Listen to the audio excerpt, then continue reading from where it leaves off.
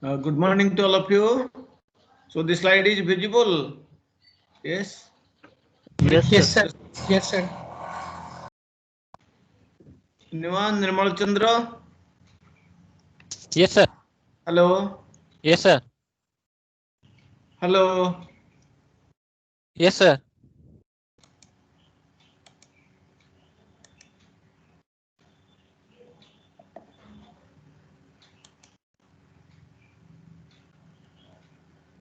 Anybody else? Please respond whether the slide is visible or not.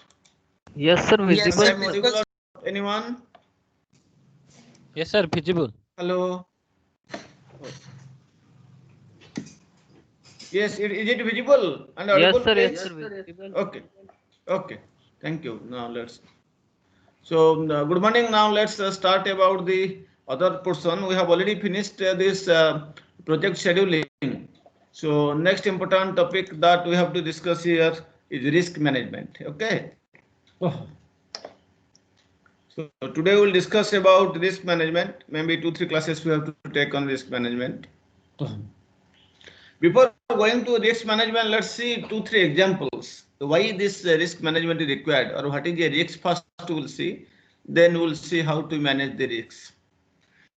Suppose there are 3 experienced programmers who are available for the coding of different modules of a project like A, B, C. These are the different modules. 3 programmers, 3 experienced programmers who are available. However, 2 developers left for better paid jobs, isn't it? Nowadays, any just company you see, and the students they are migrating from one company to another company where they get a better salary. So 2 developers left for the better paid jobs, and so far only 1 replacement has been recruited. So out of these 2, so far only 1 person has been recruited, 1 replacement has been made, who happens to be trainee also, because who will do join recently, of course he will be trainee. Then what to do? Previously 3 experienced programmers are there. Out of them 2 left. Now you have joined only 1, and that is a trainee. So how you will how will you proceed? How to develop your software? Your project completion date will be affected, and so much things. So what to do? So this is one kind of risk you can say. In another project, this is known as the payroll implementation project of your organization. Imagine that you have purchased a payroll package from the market, the online of the self component I was saying, ready-made package is available in the market, you have purchased. However, a new requirement emerges that the payroll database should be accessed by a new application. But another requirement which must say that the payroll database, it should be accessed by another new application where or in which it calculates the staff cost for each course delivered by the college. But what happens, the purchased payroll application, it does not allow the access to the new application. The purchased payroll application does not allow this access by the new application. What to do? So assuming that it will give permission to access, you have purchased the software from the market, but now it is not giving permission. But now the purchased payroll application does not allow this access. What to do? So this you can say that these are situations where some risk is involved. So how to handle these risks?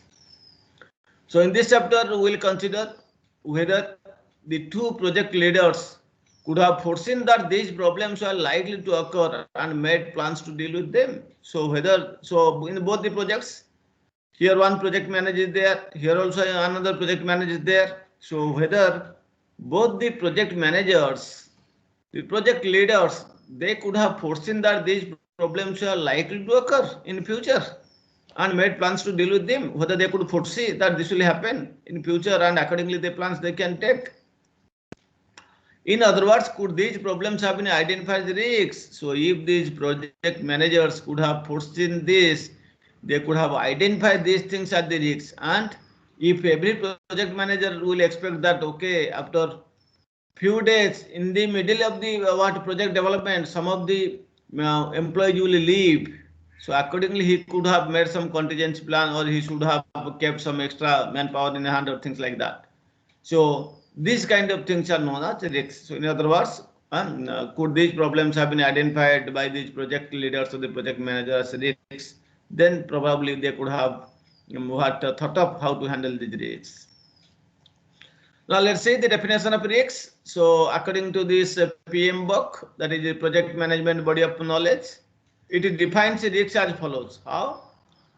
It defines risks as an uncertain event or condition. Okay, these events are not certain; these are uncertain. So it defines risks as an uncertain event or condition that, if it occurs, has a positive or negative effect on a project's objective. So if that event, uncertain event, will occur, then it has a positive or negative effect on a project's objectives.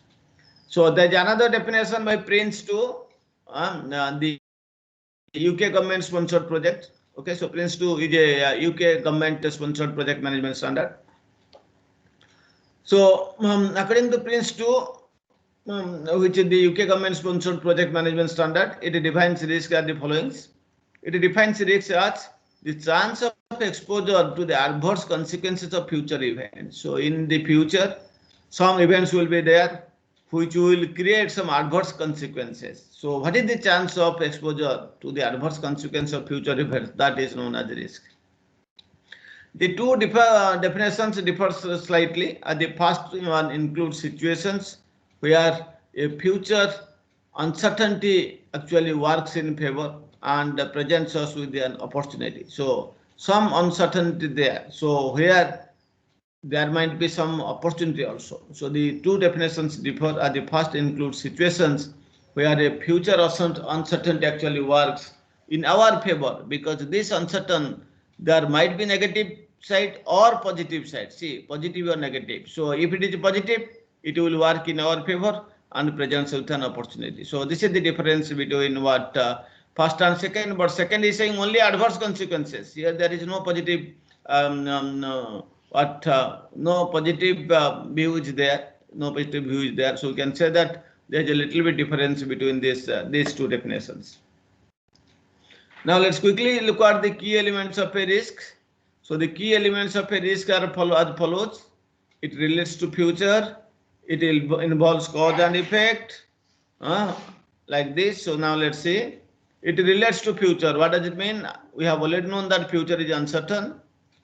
Some things which seem obvious when a project is over might not have been so obvious during planning, isn't it? While the progress is moving, you are saying, okay, this is obvious.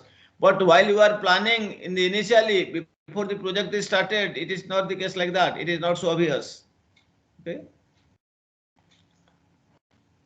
So future is uncertain. Some of the things which seem very obvious when a project is completed or over, but they might not have been so obvious during the planning. For example, the cost were underestimated, or a new technology was overly difficult to use. When you have prepared the budget, you might have underestimated some of the cost, like say electric charge has suddenly increased, room rent has been suddenly increased, so you have underestimated those things. So that was not, it is not possible to know in the beginning stage, planning stage, but when the project is over, you are thinking, okay, this is obvious. Similarly, when a new technology is coming, you are thinking that, okay, next year another new technology is coming, or new programming language is coming. So this, okay, is just an offshoot of C++, or it is just an what advanced version of object-oriented program. I have known C++, Java, so I can easily handle. But that may not be the case. It is a completely new technology. It is a completely new programming language. You are facing difficulty in understanding this. So when the project is over, you may think this was obvious, but initially it was not the case. It was not so obvious. Okay. The examples are the costs were underestimated, or a new technology was overly difficult to use when you have introduced we have interacted for the first time. Risks also involves cause and effect. Okay, it has some cause and also it has some effect. For example, a cost overrun might be identified as a risk, isn't it? If the cost overruns, we identify it as a risk. So, for example, a cost overrun might be identified as a risk, but cost overrun describes what? Some damage. Cost overrun describes some damage, but does not say what causes it. Why this damage has occurred? Why there is an why the cost is so high? It does not say what are the factors, what are the causes for this, which factors lead to this cause. We can quickly take an example. An inaccurate estimate of effort, the use of untrained staff or poor specification, etc. So the examples are, if you are wrongly estimated the effort, the use of untrained staff, there is a difference between using experienced staff and untrained or inexperienced staff. So is it due to this you are having untrained staff or inexperienced staff? That's why there is a high cost, or a poor specification. If the specification is poor, there also that may lead to this over cost. Yes, both the cause such as the inexperienced staff and a particular type of negative outcome such as low productivity should be defined for each risk. Okay, so both the cause, here the cause is like an inexperienced staff and a particular type of negative outcome such as lower productivity. If the productivity is lower, they should be defined for each risk. So for each risk, you should find out the cause and what you can say, the cause like an inexperienced staff or particular type of negative outcome such as lower productivity, they should be defined initially for each risk. Most of the techniques used to assure the quality of software such as reviews and testing. Okay, so most techniques, most of the techniques used to assure the quality of the software such as review and testing. You can use different types of reviews and testing to assure the better quality of the software. They are designed to reduce the risks of faults in project deliverables. So if you can use proper reviews and testing, that will also reduce the risks of faults in the final project deliverables. The key role of risk management is what? So the key role of risk management is considering uncertainty remaining after a plan has been formulated. So after a plan you have formulated, still what are the uncertainty remaining? So that has to be considered, and the role of key management is that. So the key role of risk management is considering, taking into account the uncertainty remaining, the uncertainty which remains when after a plan has been formulated. So you have already formulated a plan, everything may not go according to the plan, some uncertainty will lie. So what is the amount of uncertainty? So the role of risk management is to consider this uncertainty after a plan has been formulated. Every plan is based on some assumptions, and risk management tries to plan for and control the situations where those assumptions become incorrect, isn't it? So whenever you are making some plan, you are assuming something, but while the project will be in progress, it may not it may not move according to your assumptions. Some faults may be there. Some of the assumptions may not work. So every plan is based on the assumptions, and risk management tries to what? To plan for and control the situations where those assumptions may not hold, where those assumptions become incorrect. So this is the systematic approach we have seen initially. Now let's say this risk planning is carried out where, in which step. So risk planning is carried out in step 3 and step 6. That means during analyzing the project characteristics and during identification of activity risks, the risk planning is carried out. So that's why risk planning is carried out in steps 3 and 6. So there are two categories of risks I have told in the very initial class. Those are project risks and business risks. Project risks they are related to the threats to successful project execution, whereas business risks, they are related to factors which are threatening the benefits of the delivered project. In my earlier classes, we have discussed about the I think we have little bit seen about this project risks, and in business risks where the focus on in business case or in feasibility study the main focus is on the business risks. Okay. An ICT project manager is normally given the objective of installing the required application by a specified deadline and with an agreed budget. So other objectives might be set, especially with regard to quality requirements. Now let's see that while discussing this, I have already told you two definitions: project risks and business risks. I think business risks a little bit we have seen earlier. Yes, I remember. So business risks, while discussing about these all these NPV, present value, and this internal rate of return, etc. There we have discussed business risks. So I think now we should go for this project risks.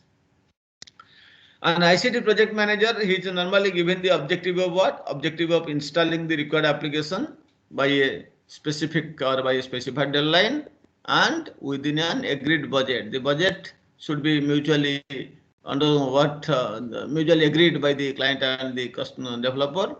So there might be some other objectives. Some other objectives might be set, especially with regard to the quality requirements. So what do you mean by then project risks? So project risks are those that could prevent the achievement of the objectives given to the project manager and the project team. I have already told you, major objective is an ICT project manager. He is normally given the objective of installing the required application within two things: within a specified deadline and within a specific budget, with an agreed budget. And besides that, several other objectives might be set. For example, how to improve the quality of your system and so on. So then what is project risks? So project risks are those risks that could prevent the achievement of the objective. So you have already set some objectives as the project manager, and there are some risks which will prevent from achieving the given objectives, which may prevent from the achievement of the objectives given to the project manager and the project team. So these risks, they will not allow, they will prevent you from achievement of the objectives which are given to the project manager and the project team. Okay, so here I have already told you, project risk means related to the threats to successful project execution. That means project cannot be successfully executed. Some threats are there. So this has been explained here like this. The project manager is given with some objectives, like it has to be finished within a specific duration within an agreed budget, but those risks will prevent from achieving the above objectives which are given to the project manager and the project team. There could be risks that an application after successful implementation is a business failure. Okay, so that is also possible. Even if that successful implementation, the project after successfully it is implemented, there might be some risks. Okay, which may lead to a business failure. There could be some risks that an application after successful implementation is a business failure. For example, let's say if an e-commerce site is established to sell a product. Okay, so suppose you have developed an e-commerce site to sell a product. The site might be correctly implemented. As a developer, you have not done any mistake. The site might be correctly implemented by you, but the customers fail to use it. Why? Because of the uncompetitive prices demanded. Because the prices demanded, they are uncompetitive. Okay, so I am repeating again the example. If an e-commerce site is established to sell a particular product, the site will be correctly implemented by you, but the customers, they fail to use this site. Why? Because there is very uncompetitive prices. The prices demanded, or the demanded prices, are very uncompetitive. So this is a kind of course, business risks.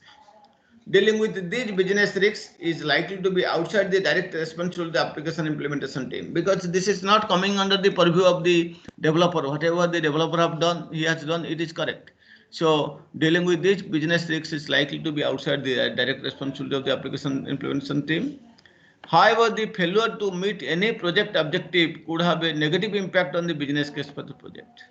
But since customers are failing to use the site due to high price or so however, the failure to meet any project objective here could have a negative impact on the business case for the project. So now, since the customers are failing to use the site, of course, it will put negative impact on the business case for the project. For example, an increase in development cost might mean that the income generated by the delivered application no longer represents a good return on the increased investment. So that means what? There is an increase in the development cost. So there is a for development cost you have charged a very high amount.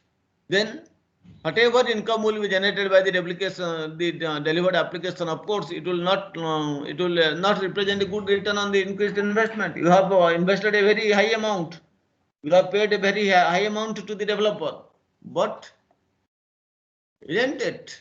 But since the development cost is very high, so whatever return you will get, most of the what income will be given in compensation to the development cost. So your rate of return, your profit will be very less. So here that means what are the project objective to get a high profit? Now it is defeated here because this due to this high development cost, you are not getting more profit.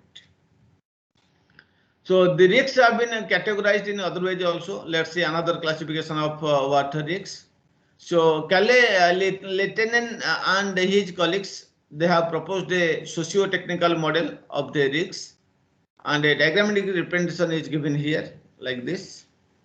That in this framework there are four major stakeholders, four components: actors, technology, tax, and structure.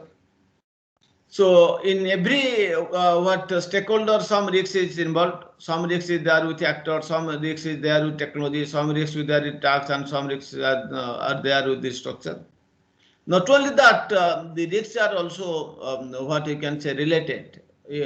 Okay. So while actor is interacting the technology, so due to this interaction, some risks is also there. Let's quickly share that. So who are actors? Actors refer to all the people who are involved in the development of the application, isn't it? Now, a typical risk, let's see, in this area, what kind of risks might appear? So we'll take a small example. A typical risk in this area is that high staff turnover leads to expertise of value to the project being lost. If you are having high staff turnover, so the high staff turnover, it leads to what? It leads to expertise of value to the project being lost. So that what expertise of value to the project will be lost. So this is how some risks is associated with the actors. Example is as follows. A typical risk in this area, that means with the actors, is that high staff turnover, it may lead to expertise of value to the project being lost. Similarly, technology, technology encompasses what? Technology encompasses both the technology used to implement the application and that embedded in the delivered product. So technology means it will encompass the technology which will be used to implement or develop the application and that embedded in the delivered products. Here what could be the risks? Here also some risks are there. For example, here risks here could relate to what? The appropriateness of the technology, whether the technology is coming into the market, whether that is applicable, whether that is appropriate for your project or not, and the possible faults within them, especially if they are novel. And if this technology is new one, like say 6G will come, say maybe in future, and there might be some possible faults. So what are the possible faults? If these techniques new, then that is a threat, that is a risk. So in technology, the risks here could be, they could relate to the appropriateness of the technology for your software, for your application, and to possible faults within them. What could be the possible faults may be lying with them, especially if the technology is novel. So this I have already told. Similarly, the two more components are there, structure and task. Structure means it describes the management structures and the systems, including those which are affecting the planning and control. For example, the implementation might need user participation in some tasks, isn't it? You want to involve the users from the very beginning so that they can give the feedback and any problem you can easily identify. For example, the implementation might need user participation in some tasks, but the responsibility for managing the users' contribution might not be clearly allocated. Who will be responsible for coordinating the users? But the responsibility for managing the users' contributions might not be clearly allocated. Last component is tasks. Tasks, they relate to the work plan. So what are the works you are going to plan? So tasks relate to the work plan. For instance, the complexity of the work might lead to delays. If those works, if the individual tasks or the individual activities are a little bit complex, then of course it will take more time. It will lead to delay, because the additional time required to integrate the large number of components. You have to first understand the individual components are their complex, and then you have to integrate them through interfaces. So this will take additional time. So tasks relate to work plan. So what is the risk here? The risk here is that the complexity. If the complexity of the work or the jobs or the activities are high, then what will happen? For instance, the complexity of the work might lead to delays. It will unnecessarily delay the completion time because of the additional time required to integrate the large number of components. You have to first understand each of these complex modules or components, and then you might require to integrate these large number of components through interfaces, which will take some additional time. In the previous, I have already told you all the boxes are interlinked. Actor is interlinked with technology. Actor is interlinked with tasks. Actor is interlinked with structure, like that. So all the boxes are interlinked. For example, risks often rise from the relationship between actors and technology. So there could be some risks due to the interaction of actors and technology. For example, so here in the figure, all the boxes are interlinked. For example, the risks often arise from where? From the relationships between actors and technology, from the interaction between the actors and technology. If a development technology is novel, okay, let's see. If a development technology is new, it is novel, and then what will happen? Then the developers might not be experienced in its use and delay results. So very simple. If a new technology coming, new programming language is coming, and the actors, I mean the programmers, they are new to this, they do not know this new technology or new programming language, then obviously what will happen? They will spend some time in learning this new technology or programming language. Then they will start the actual work. So this will unnecessarily cause delays. So if a development technology is novel, then the developers might not be experienced in its use, and obviously it will lead to delay and the delay results. The novelty of the new technology is really a characteristic of the developers, isn't it? The novelty of this new technology is really a characteristic of the developers. Once they are used to the technology, there is no longer novel. So when they understand this technology, they learn this technology, they knew this technology, then they will take very less time, and then this technology is not novel. It's not new after that. Okay. The novelty of the new technology is really a characteristic of the developers. Once they are used to the technology, it is no longer novel, it is no more novel. Now let's see what are the different risk management approaches. So risk management approaches can be divided into two major categories. One is reactive approaches, another is proactive approaches. The latter approach is much more effective in risk handling. That means this proactive approach is much more popular. It is much more effective in risk handling and therefore used wherever possible. This is the proactive approaches are more popular than the reactive approaches. Now let's see this. When we'll call the approach as reactive and when we'll call the approach as proactive. Reactive approaches, they took no action until an unfavorable event occurs. Okay, so these are the approaches. They will take place only when some unfavorable action event will occur. Otherwise, they will not function. They will not work. Once the unfavorable event occurs, then these approaches try to contain or to mitigate the adverse effects associated with the risks and take steps to prevent future occurrence of the same risk events. So these approaches, they will function, they will do something only when the unfavorable event occurs and take steps to prevent future occurrences of the same risk events. They will try to mitigate the effects only when some unfavorable event occurs, and then they will try to take some precautionary steps to prevent. Then they will take some steps to prevent future occurrence of the same risk events. Now let's quickly see an example of a reactive approach. Suppose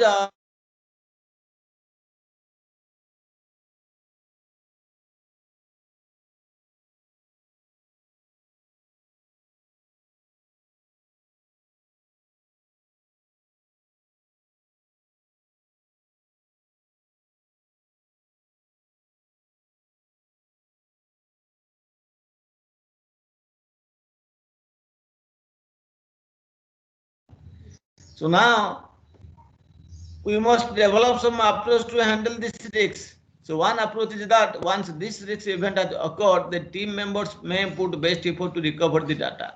So once this crashing has happened, then the team members are trying to recover the data and also initiate the practice of taking regular backups. Then they learn the lesson. Now they will be practicing of how to take regular backups.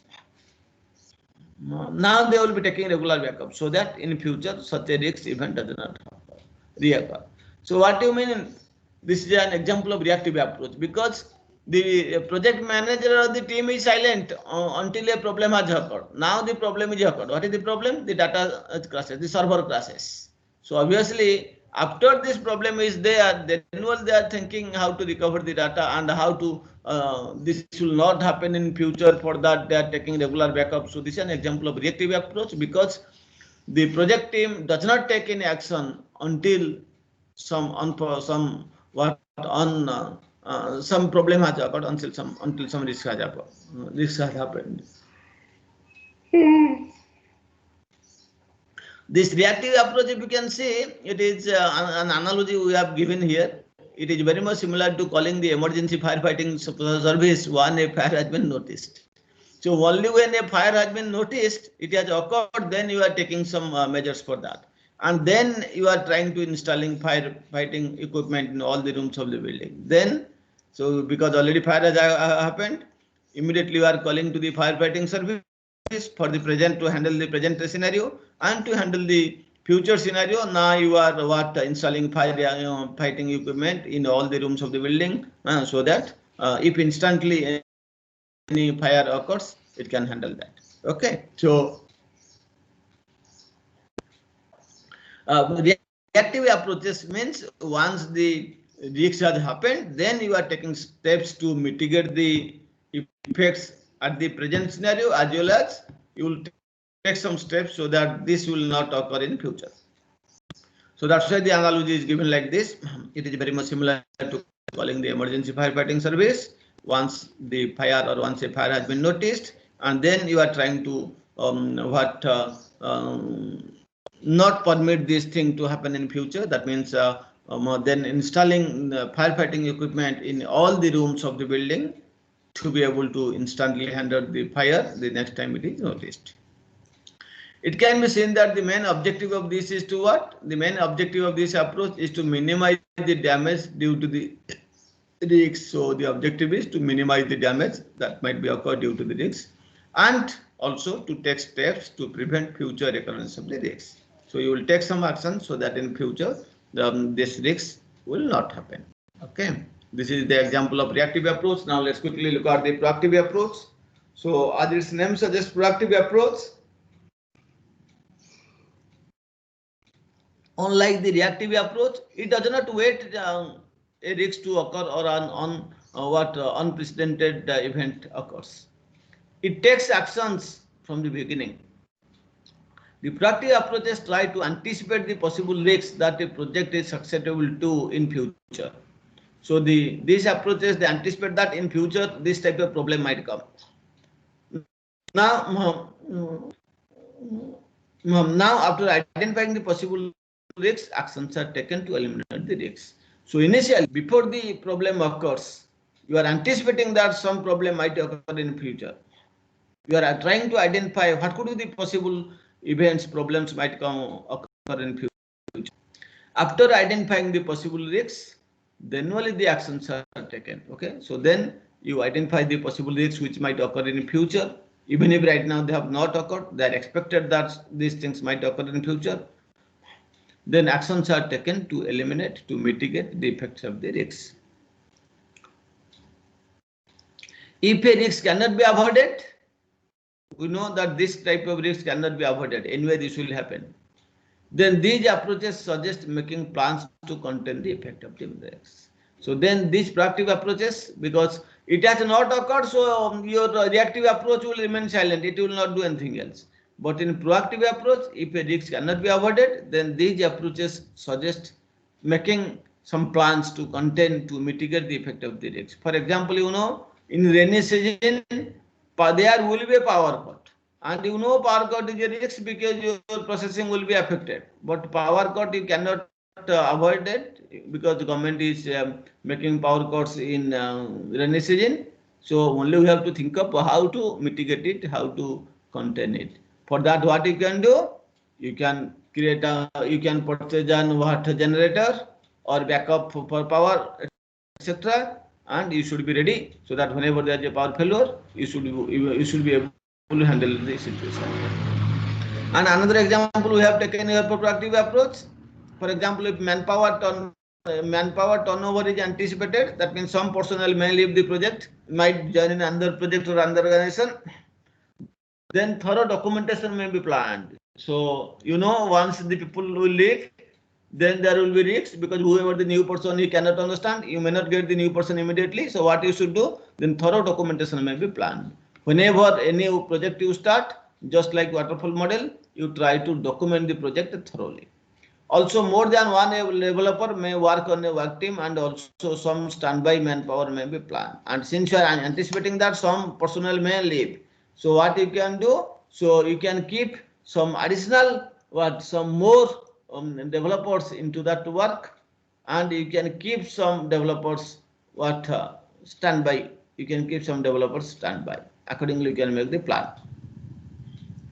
Obviously, you can see that proactive approaches, they will incur lower cost and time overruns when risk events occur, and therefore are much more preferred by teams. So these proactive approaches, these are ongoing activities from the beginning, so the cost will be less. Time actually you can plan accordingly. But you see, in case of reactive approach, you are taking the steps when everything is finished, the event has occurred. By this time you will lose very huge amount because you cannot save your project. This is already on fire. This is already in problem, you cannot save. But here there is scope in proactive approaches. If you will take necessary steps right now, then in future you may not face those problems. Okay. Now let's quickly discuss a framework for dealing with risks. So planning for risks includes 4 important steps. First one is risk identification. Then it is known as risk analysis and prioritization. In some books you will see that this step is known as risk assessment. Third step is risk planning. Fourth step is risk monitoring. Today we will discuss only risk identification. Other 3 steps we will discuss in the next class. Let's first see about this risk identification. Before that, let's have some fundamental concepts regarding these 4 steps. Out of these 4 steps, steps 1 and 3 will probably be repeated. So steps 1 and 3, they will be repeated. What are 1 and 3? Identifying risks and risk planning. Every time you have to identify risks, because as the project progresses, new risks might arise. And if new risks will be there, you have to plan them accordingly. So that's why step 1 and 3, they are normally repeated. So steps Steps 1, 2, 3. So steps 1, 2, 3 identification, and if new risk is there during the project, you have to find assess its impact or risk evaluation. Then accordingly you have to plan, and so that's why steps 1, 2, 3 they will be repeated. Risk monitoring, so this is an ongoing process. Risk monitoring. So steps 1, 2, 3 will probably be repeated. That means these steps such as risk identification, risk analysis and prioritization, and risk planning. These 3 steps will be they will probably be repeated. Now, when risks that could prevent a project success are identified, plans can be made to reduce or remove the threats, isn't it? So first step is you have to identify the risks. When risks that could prevent a project success are identified successfully, then you can make plans either to reduce their effects or to remove their effects completely, or to remove completely their effects. The plans are then reassessed. So whatever plan you have made to reduce or remove the threats of the risks, then these plans have to be reassessed. The plans are then reassessed to ensure that the original risks are reduced. So you should you are applying the plans, you are making the plans, and then you are implementing the plans. Then you have to you have to look at that. You have to ensure that the original risks are reduced sufficiently and no new risks are inadvertently introduced.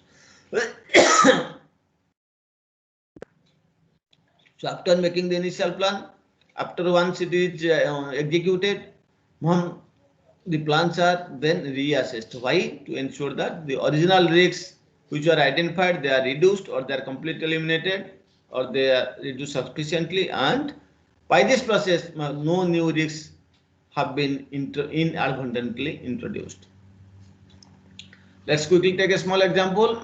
Consider the risks that staff experience with a new technology could lead to delays in software development, isn't it? If a new technology is coming and your staffs are a little bit inexperienced, obviously it will take delays because they have to first understand the technology. To reduce these risks, what you can do, consultants who are expert in the new technology might be recruited because it is a completely new technique or new programming paradigm. So what you can do, you can hire some consultants who are expert in this area. They can be recruited or they can be hired, and you can develop the project.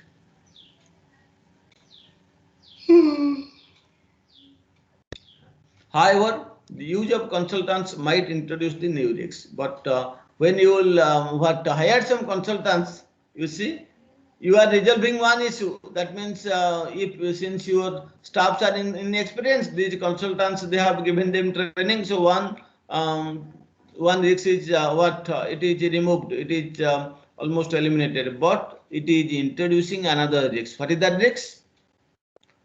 However, the use of consultants might introduce another new risk. The new risk that knowledge about the new technology is not transferred to the permanent staff, isn't it? Because you have hired consultants, they will not give you training. They will just sort out the problem. They will not say you why this problem has occurred, how to solve these problems in future. So the new technology is not transferred to the permanent staff by these consultants. So making subsequent software maintenance problematic. So if these problems will come in future, you cannot handle them. So that means to solve one issue, that in experience of the programmers, you have hired consultants, but one problem is one risk has been successfully handled, but the second one, that how the others can know so that in future that will not happen, that is a new risk. And you know, the consultants, they will not train you like how to remove or how to handle the problems, how to handle the risks, they will not tell. So this is another, what you can say, that this is another risk. So having identified this new risks, further risk reduction activities plan. Okay, so once you are identifying the new risks, then further risk reduction activities can be planned, which we may discuss later on. There are two approaches to identify the risks. One is use of checklist and another through brainstorming. They are very simple. Given your book, please have a look into this. Just like you are applying some form, you say in the top there is a checklist. what documents you have given, matric certificate, +2 certificate, graduation certificates, Aadhaar card or some what other identity card, then this payment, etc. So you are just ticking those things. So that is a kind of checklist. Here also you can check checklist. Here you can use checklist. So checklist are, what do you mean by checklist? Checklist are simply list of the risks. What could be the possible risks that may found out, and that you have some experience from your previous projects. So by looking at your previous projects, you can identify some of the risks and write down in the form of a list that we call as a checklist. So checklists are simply list of the risks that have been found to occur regularly, previously from your past experience in software development projects, that you can call as a checklist. A specialized list of software development risks by Barry Boehm appears in the next table in a modified version. So for software development, what could be the possible risks? What are the specialized risks that I have given in the next table? A specialized list of software development risks by Barry Boehm appears in the next table in a modified version. Ideally, a group of representative project stakeholders examines a checklist identifying the risks applicable to their project. So there will be some committee or team, ideally a group of representative project stakeholders. They will examine a checklist identifying what could be the risks which are applicable to their project. Upon the checklist suggest potential countermeasures for each risk. So also in the checklist you can also put one more column for the countermeasures. If this is the risk, what will the countermeasure taken? So very often the checklist they suggest, they also contain the potential countermeasures for each risk. As I have already told you, Barry Boehm has given a specialized list of software development risks. Now let's see what are those specialized list of risks which may be applicable in software development. He has given these risks and also how to mitigate the risk reduction techniques. Like one is personnel shortfalls. You know that people are living in between or in the middle of the project development. What to do? How to handle? This is a risk. How to handle this risk? So staffing with top talent, you may hire staffing with top talent. Job matching, you should give the proper job to the proper proper person. For example, you have taken a coder. If you give the design job, he cannot do. You have taken a requirement analyst, but you are giving the job of testing. You will not find suitable like that. So the job should match to the specialization of the employees. Team building, training and career development, early scheduling of key personnel. So these techniques can be used to reduce the effect of this risk, that is the personnel shortfalls. Similarly, if another risk is there, you have unrealistically estimated the time and cost. Unrealistic time and cost estimate. The estimates are not accurate, they are unrealistic. Then how to reduce this risk? You may use multiple estimation techniques that I have already told you. Don't take only one technique, you can use multiple estimation techniques. Then design to cost, incremental development you should follow, not waterfall model. Recording and analysis of past projects, record the past projects, analyze the past projects, then only you can get some idea what will the time and cost. Standardization of different methods. So you should standardize different methods, standardization of different methods. So similarly, other risks are given and the risk reduction techniques are given. These are easy. You please read yourself. Okay, please write down. Please read these risks and the corresponding risk reduction techniques from book or from the slide.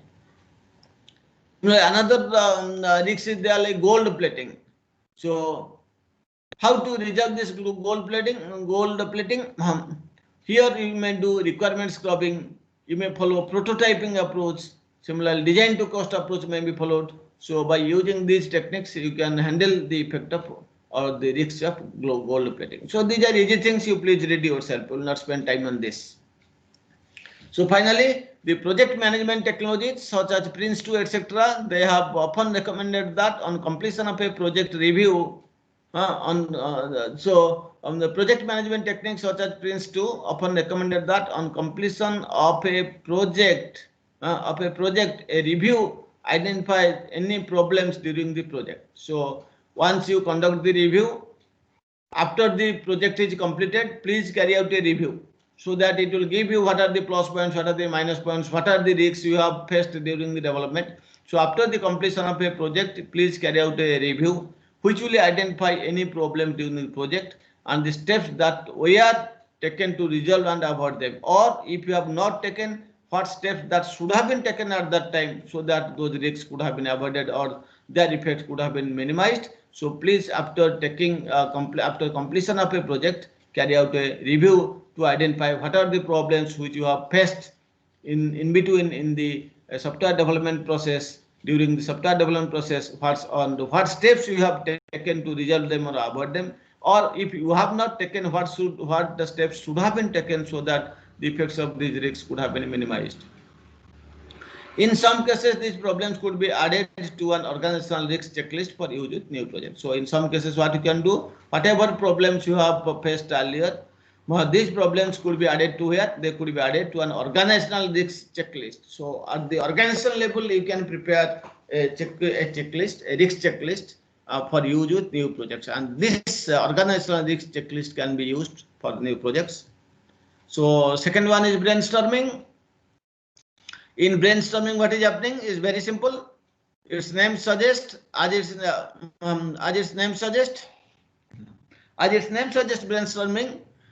Ideally, here representatives of the main stakeholders should be brought together. Okay, various representatives of the main stakeholders, like maybe one manager, one designer, one coder, one tester, and maybe one or two from the client, from the client organization. Okay, 1 or 2 persons from the client organization, like this. Some representatives, they should be brought together once some kind of preliminary plan has been drafted. So once you have made a preliminary plan, initial plan, then you make a committee or a group taking representatives from the stakeholders, and you can discuss.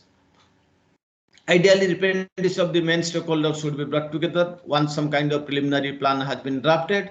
Then they identify what are the problems that might occur. So once after preparing the preliminary plan, then these representatives, they may identify what could be the problems that might occur in future, what could be the risks that can occur during the future, using their individual knowledge of different parts of the project. Because I have taken representatives from every group, like 1 or 2 from requirement, 1 or 2 requirement analysts, 1 or 2 designers, 1 or 2 testers, 1 or 2 coders, 1 or 2 persons from client organization. So since we have involved representative from every stakeholders, then they can, while you have made the initial plan, preliminary plan, then while you will discuss, they can, every person, they can foresee, they can anticipate that in future these problems might occur, or in future these risks might be occur for this project, and how they can identify, how they can foresee the problems or the risks using their individual knowledge of different parts of the project. The designer will say the problems, risks of the you may face during design. Requirement analyst may say what problems might happen if wrongly you are identifying the requirements and specifying them. Coder may say what will the problems may occur during coding. Testers may tell what problems you may face during testing, like this. Okay, so different persons, they can give what different problems from different parts of the project. Then they identify the problems that might occur using their individual knowledge of different parts of the project. Also, they will find, they will give the solution. Okay, if this problem will occur, you may follow this strategy. If this risk will occur, you may follow this technique to reduce or to mitigate the effects of the risk. So in this way, a brainstorming session can be carried out, or a multiple number of brainstorming sessions may be carried out to identify the different risks that may occur in future for a particular project. Okay, so this is the first step is over. That is that is your identifying the risks. Then you will see assessment of risks. Then you will see risk planning, and next you will see risk monitoring. So those things we will discuss in the next class. We have discussed the different categories of risks. 2 important categories you have seen: business category and business risks and project risks. We have discussed the risk management approaches. We have also presented a framework for dealing with risks. There are 4 steps we have seen: risk identification, risk assessment, then risk planning, and then risk monitoring. Today we have seen only the first step, that is risk identification. Next class we will discuss about risk assessment, then risk planning, and then finally risk monitoring. Okay, these things we will discuss in the next class. Okay, so this we have taken from this 3 author book, and then okay, we have taken from this software project management book. So please read yourself, and any doubt you please ask me in the next class. Thank you very much.